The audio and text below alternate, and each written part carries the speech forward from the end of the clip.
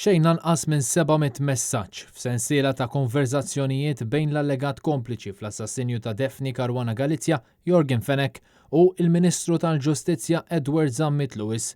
Affaċċjat b'dan, il-Prim Ministru Robert Abela tefa' dubju fuq l-eżistenza ta' dawn il-messaġġi, għalkemm fl-ebda ħin ma ċaħat jew irribatta l-istorja li ħarġet it-Times. Il-messaġġi li qed tagħmel referenza għalihom mhumiex għad-dispożizzjoni tiegħi u mhux suppost huma d-dispożizzjoni taħat ħlief għall-awtoritajiet investigattivi jekk dawn il-messaġġi verament jeżistu. L-aħbar ta' messaġġi bejn Jorgen Fenek u l-Ministru tal-Ġustizzja kienet żvelata mill-ġurnal Times of Malta. Is-700 messaġġ bejniethom jiffurmaw parti minn dejta li mistennija tkun żvelata fil-qorti fil-ġranet li ġejjin. Minkejja dan, Robert Abela baqa' jiddefendi lill-Ministru tiegħu billi jitfa' dubju fuq l-eżistenza ta' dak li ġie żvelat. Rid nara l-kontenut ta' dawn il-messaġġi jekk verament hemm dawn il-messaġġi. Mistoqsi dwar dawn il-messaġġi bejn Jorgen Fenek u Edward Zammit Lewis, anke d-Deputat Prim Ministru Chris Fearn għażel li jiddefendi lil Zammit Lewis. Jiena nieħu l-istess pożizzjoni bħall-Prim Ministru.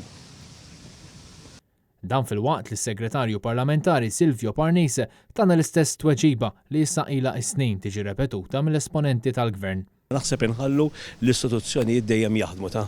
Intant, propju dwar dawn il-messaġġi li għaddew fuq WhatsApp bejn Fenek u Zammit Lewis, l-avukati tan-negozjant talbu lill-Pulizija tinvestiga kif seħħet din il-lik ta' informazzjoni li waslet għand it-Times.